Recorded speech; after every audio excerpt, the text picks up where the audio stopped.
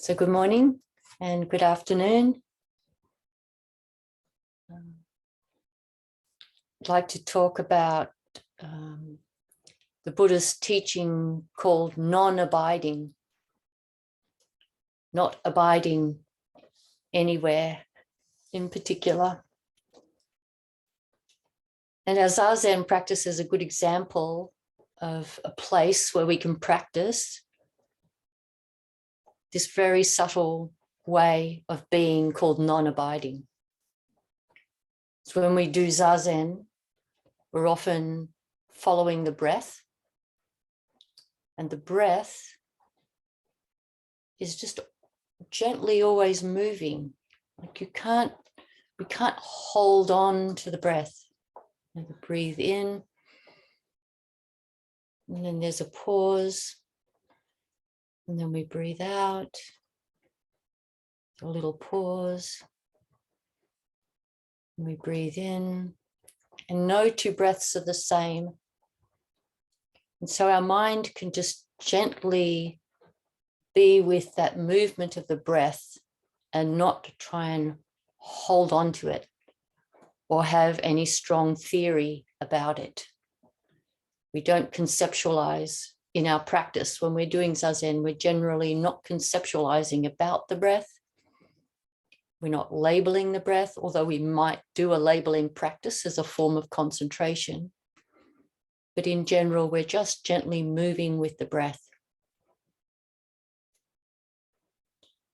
Or we might also be gently attending to sounds.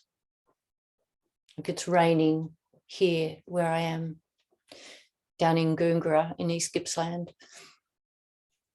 And just gently hearing the rain, but not trying to hold on to the rain and not trying to hold on to the idea of rain. Just hearing the rain. This is called non-abiding. And we can take that practice that we do in our Zazen, which I think most of us find quite refreshing and relaxing, just to be in our Zazen, not holding on or hooking on to thoughts. As the thoughts go past, just like clouds across the sky, we don't try and grab onto them. We don't try and put a rope around them and pull them down or do anything to them. We just let the thoughts drift by. We don't try to pile things on top of them either. We just let them go by. So that practice that we do in Zazen, we can apply to our daily life. When a thought arises in our minds about ourselves, we can try just non-abiding in that thought. It's just a thought about ourselves, or it's just a thought about someone or about something, about a possible event that has occurred or that might occur. You can just have a non-abiding relationship to it.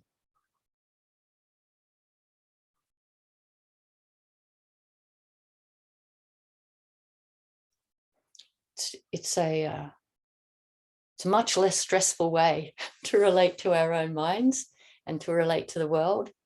And it doesn't in any way mean that we don't engage wholeheartedly and enthusiastically with the world.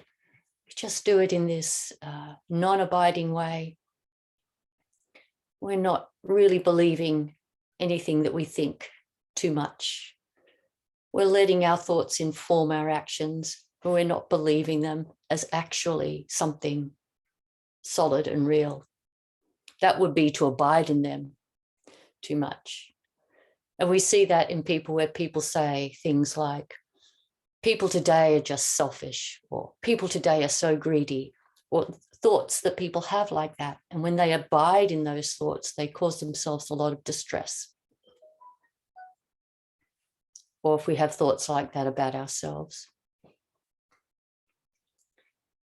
But in the process of non-abiding in our thoughts, we can still notice whether they're wholesome thoughts or neutral thoughts or unwholesome thoughts, because in a non-abiding way, we're also wanting to be of benefit in the world without being overly attached to that as well. We still, in general, that is our way, that is the Buddha's way, is to want to be of benefit in the world.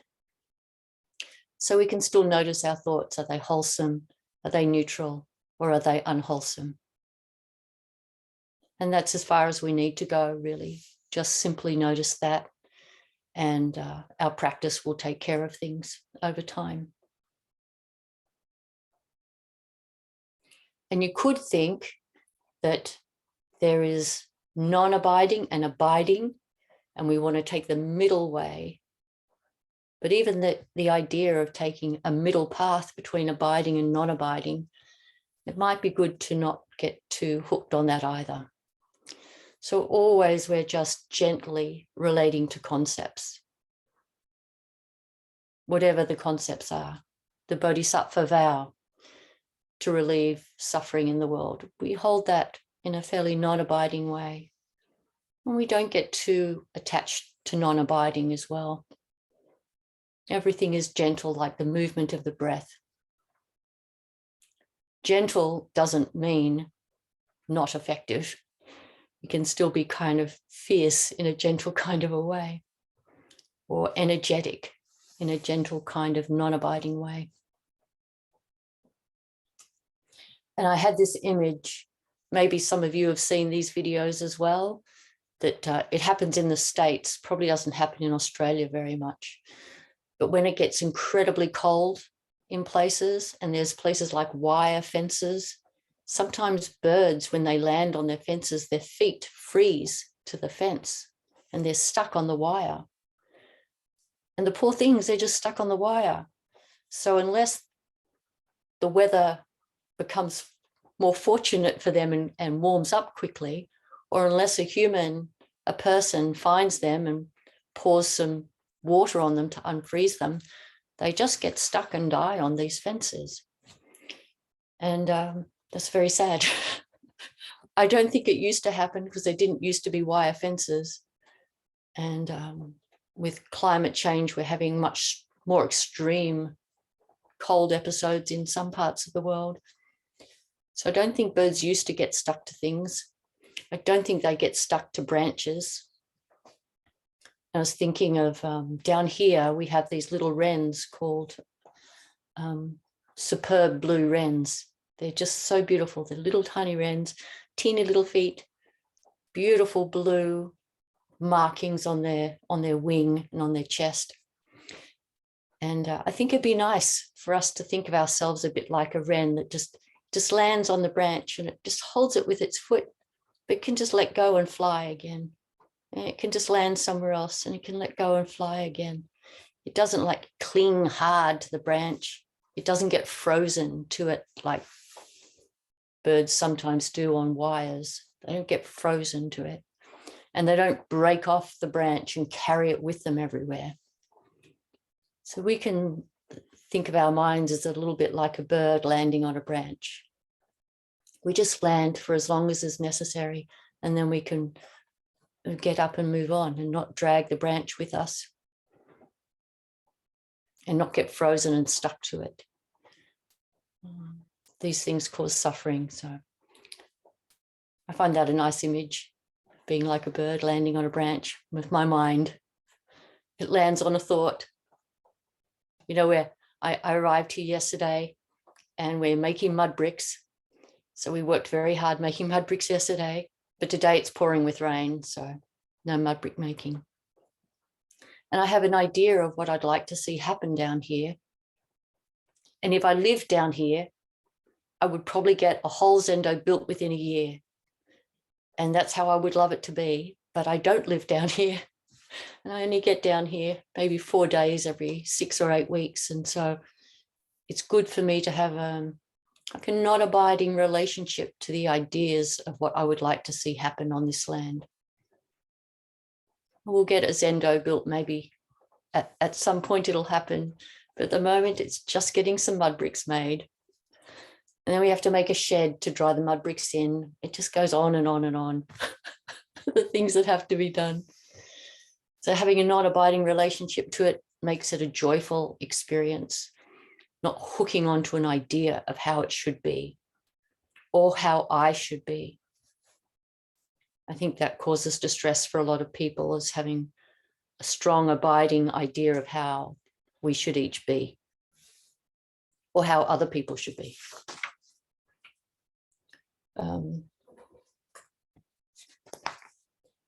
I'd like to read just a little bit from the Blue Cliff Record. It's a collection of koans. And this is case 95. It's not the koan, it's just a pointer at the beginning. Before each koan, there's a little kind of introduction to it. And this is Chang Ching's 3 Poisons. And the introduction goes like this. Where there is a Buddha, do not stay. If you keep staying there, your head will sprout horns. Where there is no Buddha, quickly run fast. If you don't run past, weeds will grow 10 feet high. Even if you are pure and naked, bare and clean, without mental activity outside of things, without things outside of mental activity, you still have not escaped standing by a stump waiting for a rabbit. So this standing by a stump waiting for a rabbit comes from a Chinese, I guess it's like a folk story maybe, that there was a man who was walking through a meadow and there was a tree stump and he saw a rabbit who got surprised by him. The rabbit got surprised and accidentally ran full force into the stump and knocked itself out. And so the man got to eat the rabbit. And so the story is, don't go and stand by a stump waiting for another rabbit to come and run into it. It's just like a bad idea to get hooked on an idea that if you stand by a stump, a rabbit will run into it for you. And this is a way in which we can get stuck in a thought. It's really unproductive for us. It's not going to take us where we think it's not going to give us what we think it will give us. So that's where that metaphor comes in, standing by a stump waiting for a rabbit. But the first part, where there is a Buddha, do not stay. If you keep staying there, your head will sprout horns. So this is if where there is a concept of Buddha that you're abiding in too much, do not stay. If we feel too attached to being Zen practitioners or being Buddhists or being good people or any other thing, being a good employee, being a good employer, being a good student, being a good professor, being a good parent, if we get attached to any of those things, best to not stay with that. So if there is a Buddha, do not stay. If you do, you risk growing horns, which is end up doing something that might be unwholesome. And where there is no Buddha, quickly run past. If you don't run past, weeds will grow 10 feet high. So this is probably more applicable to the Zen tradition, where we talk of emptiness, the emptiness teachings, and no self, no other, no inside, no outside. But we don't want to abide there too much either in the idea of that, or otherwise we can get stuck in the weeds, the conceptual weeds of no self, or the conceptual weeds of emptiness.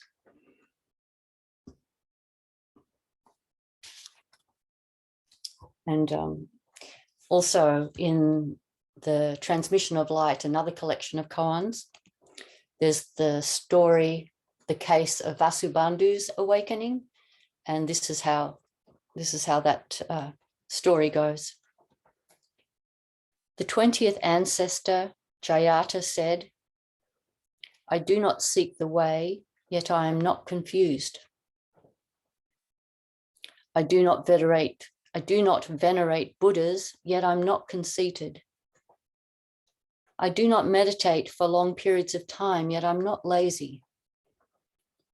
I do not restrict myself to one meal a day, yet I'm not attached to food.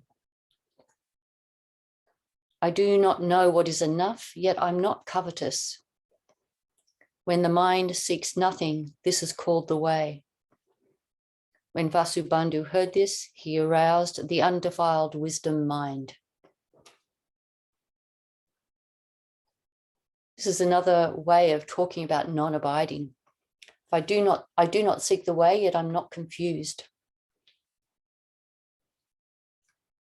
So we can be on the path, but we don't need to really think about it as strongly as being on the path. We're just being on the path, just like an in-breath, just like an out-breath. I do not venerate Buddhas, yet I'm not conceited. So when we do our bowing at the altar, we bow down to the altar, it's just a beautiful bowing. You know, we don't need to think too strongly. Am I bowing to the historical Buddha? Am I bowing to my teacher? We can think those thoughts. I often just generally, because we do 3 bows, I often think the first bow is to the Buddha, the second is to the Dharma, the third is to the Sangha. But it's just a light kind of thinking of that. It's not too heavy. And also when we bow, we often lift our hands up like this above our heads, just like it's a symbol of raising Buddha's feet above our heads. But it's a very, it's a gentle image. It's just a beautiful image. It's not something like the Buddha is way better than me. I'm just so unenlightened compared to the Buddha, so I'm raising his feet above my head. It's not like that at all. It's like seeing Buddha in everyone and everything and just praising that. Just a joyful praising to Buddha nature pervading the whole universe. Maybe manifesting in Shakyamuni Buddha as a good example.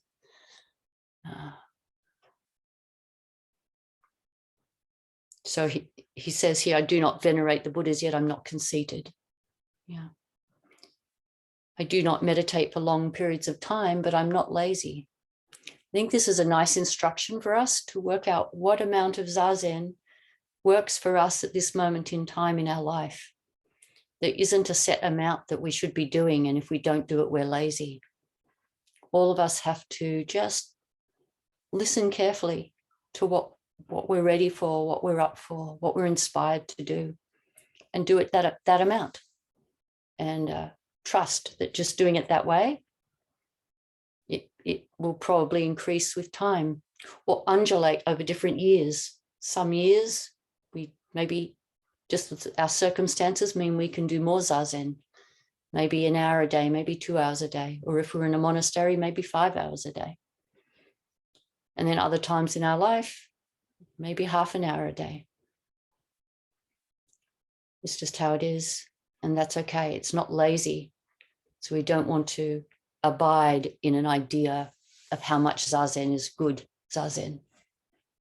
Just need to trust our practice.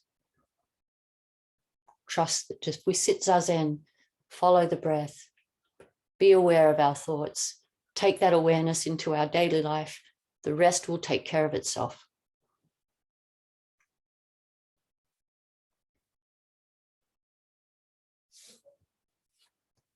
And then it ends this koan with, when the mind seeks nothing, this is called the way. And even that seeking nothing, we just need to be a little bit careful with that too, that we don't get too caught in like, am I seeking nothing? Can I be more nothingish? It's just a gentle kind of, just an inspiring way to think about things. Seeking nothing not grasping, that restless kind of state that I think most people, if you ask them, what is your mental state, they'd come up with some kind of words around us. A certain sort of restlessness is there. I think a lot of people generally have a restlessness, just a little sense of dissatisfaction that things will get better later, or maybe they won't, which is stressful. There's a little restlessness.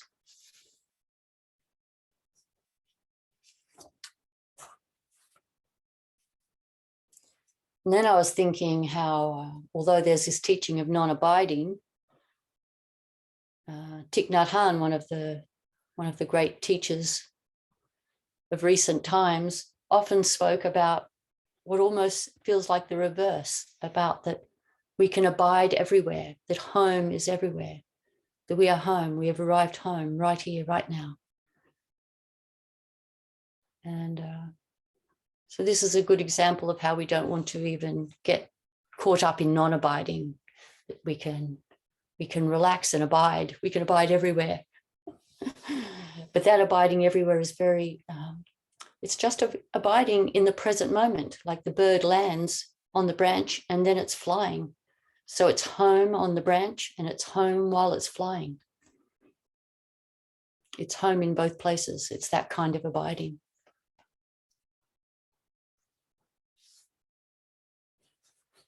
I'll read one last thing.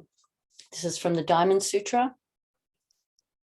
And before I read it, in the early Buddhist writings, we don't really use these terms in Zen very much, but they're in the Indian early writings. There's concepts like the stream enterer, which is someone who has entered the practice. They're sincerely and genuinely now part of the Buddhist way, the Buddha way. They've entered, they're a stream enterer. And then there's the once returner, which means one way of describing it is their practice is so deep and so mature that they don't need to sort of come back and be reborn except one more time. So there's just a little bit left to learn. It's like a way of saying there's still a little bit more, but not much more, just once returner. They've only got to return one more time. And then there's the non-returner, which is they're in their last life. They are so close to being fully awake that they will not need to return, which we can also see as just within our own lives, that we've gone through a lot of difficulties. We've shed many delusions, and we don't actually have a huge number of more lessons that we specifically have to learn. And then the last one is called the perfective enlightenment, the perfectly enlightened. So there's some terms. So they come up in this little passage that I'm going to read. It's chapter 9 called Real Designation is Undesignate. Subhuti, what do you think? This is the Buddha speaking to his disciple, Subhuti. Subhuti, what do you think? Does a disciple who has entered the stream of the holy life say within himself or herself, I obtain the fruit of the stream entrant? Subhuti said, no, world-honoured one. Wherefore? Because stream entrant is merely a name. There is no stream entering. The disciple who pays no regard to form, sound, odour, taste, touch, or any quality is called a stream entrant. Subhuti, what do you think? Does an adept who is subject to only one more rebirth say within him or herself, I obtain the fruit of the once to be reborn? Subhuti said, no, world-honoured one. Wherefore? Because once to be reborn is merely a name. There is no passing away nor coming into existence. The adept who realizes this is called the once to be reborn. Subhuti, what do you think? Does a venerable one who will never more be reborn as a mortal say to him or herself, I obtain the fruit of the non-returner? Subhuti said, no, world-honoured one. Wherefore? Because non-returner is merely a name. There is no non-returning. Hence the designation, non-returner. Subhuti, what do you think? Does a holy one say within him or herself, I have obtained perfective enlightenment? Subhuti said, no, world-honoured one. Wherefore? Because there is no such condition as perfective enlightenment. World-honoured one, if a holy one of a perfective enlightenment said to themselves, such am I, they would necessarily partake in the idea of an ego entity, a personality, a being, or a separated individuality. World-honoured one, when the Buddha declares that I excel among holy men in the yoga of perfect quiescence, in dwelling in seclusion, and in freedom from passions, I do not say within myself, I am a holy one of perfective enlightenment, free from passions. World-honored one, if I said within myself, such am I, you would not declare, Subhuti finds happiness abiding in peace, in seclusion in the midst of the forest. This is because Subhuti abides nowhere. Therefore he is called Subhuti, joyful abider in peace, dweller in seclusion in the forest. So it might have been a little hard to follow, and that's okay. But I hope you picked up the general theme that all of these terms are just names, and anyone who holds on to them and abides in those names actually is not that thing. It's the one who knows that they're not a once returner, that is a once returner. And I love the last part where Subhuti is describing himself and says that Subhuti, he himself doesn't declare that they find happiness abiding in peace and seclusion in the midst of the forest. And because of that, because Subhuti abides nowhere, because he abides in none of these things, therefore he can be called Subhuti, joyful abider in peace, dweller in seclusion in the forest. Because he doesn't hold on to that, he can be called that. Because he doesn't hold on to being peaceful, he can be called a peaceful one. And I think we can see that quality. We see this quality in our teachers because they are not overly self-defining as being a bodhisattva or being a good person, because they're not overly defining themselves that way. They're just being that way. We can call them that thing. We can call them that because they don't call themselves that. They're not concerned with that. They're not abiding in that. They're just responding to the cries of the world or responding to the present moment naturally. And that's how we want to be, just responding to the world naturally. And then other people can call us bodhisattvas if they would like to, and if it feels helpful. Yeah. I think I'll end there, and especially seeing it's a small group of us, see if there's anything we'd like to add. I'm just going to stop the recording. Hold on a second. Here we go. Stop recording.